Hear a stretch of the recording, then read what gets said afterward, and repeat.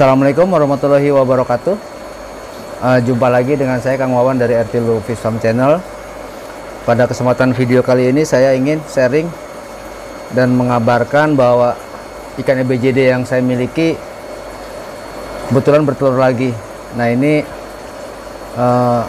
beberapa waktu yang lalu, di video yang lalu, indukan EBJD yang atau indukan ikan yang betina itu mati. Nah saya agak kesulitan mencari jodohnya karena memang ikan ini kalau dijodohkan sengaja gitu, kita carikan perempuannya atau betinanya, dia sering dihajar sama pasangannya atau lakinya atau jantannya. Jadi biar dia yang mencari sendiri. Akhirnya pada saat itu saya masukkan beberapa ikan yang saya harap ada ikan betinanya, dan nyatanya dia akhirnya memisahkan diri, 2 ekor ini dari kelompok ikan itu. Dan akhirnya beberapa saat kemudian dia bertelur di dalam cobek. Ya mungkin ini pertanda bahwa seandainya teman-teman ingin menjodohkan ikan EBJD atau ikan BJD, sebaiknya memang biar dia yang memilih pasangannya, karena memang ikan ini galak atau dia tidak suka kalau pasangannya tidak cocok untuknya, jadi dihajar habis-habisan sampai bahkan mati. Nah ini telurnya akan saya tetaskan. Nah mungkin nanti untuk konten ini insya Allah hanya sampai menetas saja, karena sebelumnya saya sudah menjelaskan beberapa langkah-langkah untuk budidaya ikan ini. Jadi mungkin ini hanya ingin sharing bahwa ikan ini sudah berhasil bertelur setelah dia mengalami kematian betinanya, dan ini merupakan betina yang baru.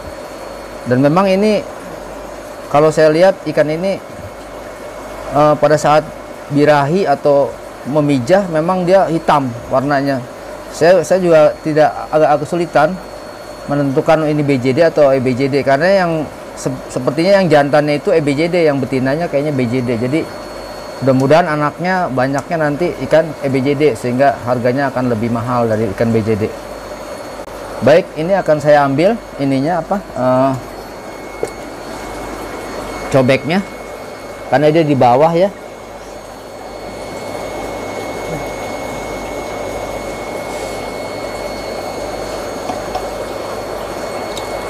Nah diusahakan airnya tetap ada di dalam itu cobek.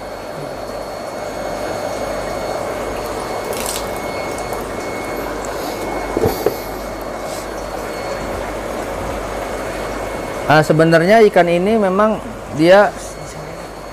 ikan ini sebenarnya bisa dia menjaga telurnya sampai menetas. Namun ikan ini tidak seperti ikan diskus yang anaknya akan memakan lendir-lendir atau tubuh induknya, sehingga memang saya khawatir kalau diasuh oleh ikan orang tuanya atau induknya, khawatir nanti bila menetas ini sebagian akan dimakanin. Makanya sebaiknya menurut saya lebih bagus dipisahkan, ditetaskan di akuarium tersendiri. Oke. Ini akuarium penetasan yang sudah saya siapkan. Nah, ini akan saya taruh di sini. Mudah-mudahan dia akan menetas. Oke.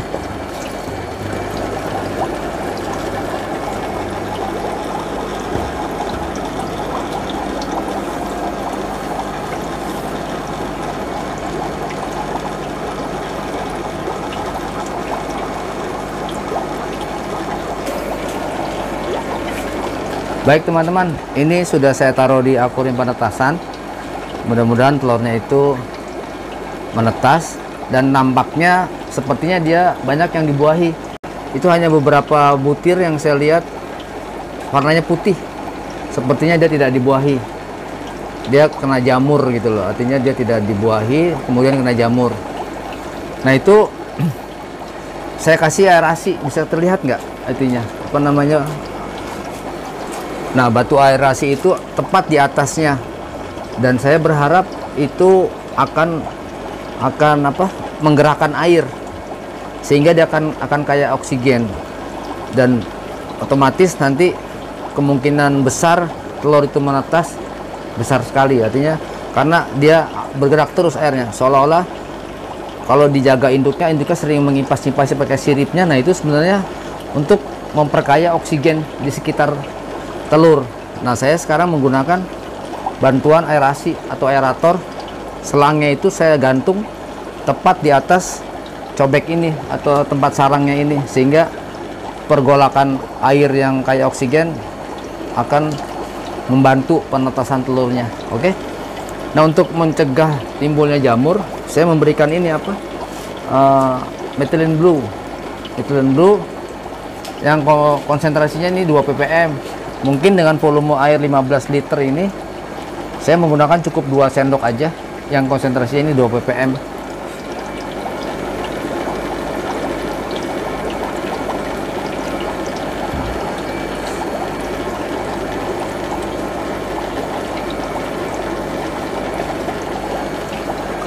Nah, itu sudah.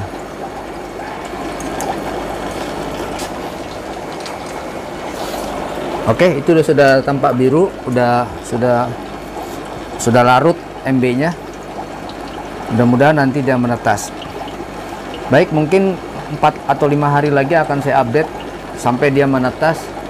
Mungkin akan saya kabari lagi.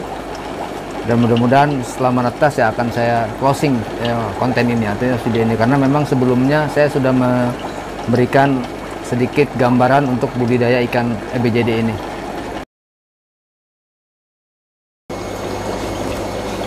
Baik teman-teman, ini sudah memasuki hari ke-7 atau ke-6 ya. Dia ikannya sudah berenang. Dari sejak saya ambil telurnya dari akuarium indukan, saya tetaskan di akuarium ini, dan itu sudah berenang sepertinya. Namun ini airnya belum saya ganti ya. Dia masih ada biru-birunya, masih ada methylene blue-nya. Nanti akan saya ganti sebentar. Dan memang ini perlu diganti airnya karena memang sudah banyak cangkang-cangkang atau kotoran-kotoran yang harus dibuang. Nanti saya menggantinya dengan menggunakan ini, pipa es ini. Dia ada saringan apa namanya stainless steel yang anakannya tidak akan lolos. Oke. Baik, ini akan saya ganti. Nah, ini cobeknya saya tuang aja, sebagian masih belum ada yang menetas, tapi memang dia nggak akan menetas karena busuk ya, karena jamur. Nah, itu kelihatan kan, yang kena jamur dia nggak menetas. Nah, itu bisa kelihatan nggak ikannya berenang. Oke.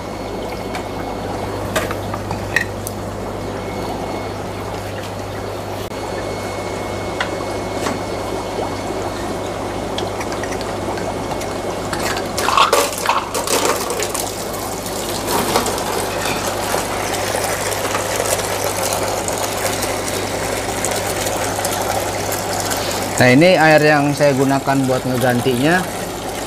Ini sebaiknya air yang sudah diaerasi ya, jangan air baru, artinya air yang dari toren, tapi ini yang sudah diaerasi. Oke, jadi nanti saya ganti ke sini. Nah, dalam proses ini saya menambahkan air juga sambil membuang. Nanti dia lama-lama akan bening. Dan ikannya juga ya agak sedikit terguncang-guncang, tapi saya rasa tidak masalah ya, karena dia ikannya masih sudah bisa berenang, maksud saya sudah bisa berenang. Tapi yang jelas yang paling penting adalah air penggantinya ini harus benar-benar yang sudah diaerasi. Jadi dia akan lebih bagus, ikannya nggak akan celeng atau nggak akan lemas karena kurang oksigen. Jadi air ini sudah kayak oksigen.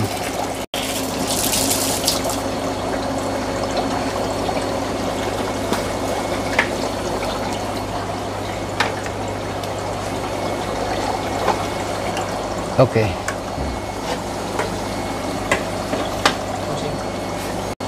Baik teman-teman, itu sudah terlihat kan? Ini aerasinya saya gunakan ini aja dulu sementara. Mungkin nanti besok-besok akan saya kasih aerasi berupa busa, filter busa.